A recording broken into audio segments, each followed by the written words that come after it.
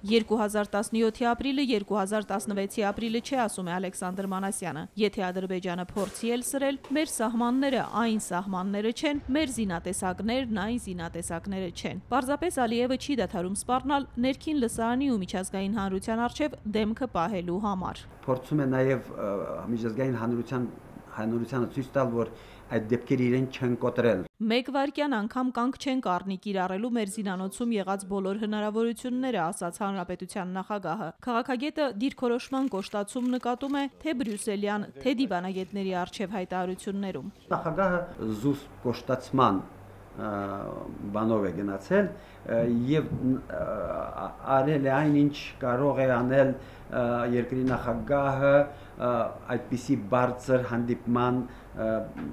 ընթացքում։ Դիվանագիտական հանդուրժողականությունից դուրս իբրև հանրային սեկտորի ներկայացուցիչ Ալեքսանդր Մանասյանն արձանագրում է. 1991-ին Ադրբեջանը ճանաչվել է առանց Արցախի։ Երկու պետություններն անկախացել են իրավական նույն համատեքստում։ Սա է վիճելի հարցերի նրա պատասխանը։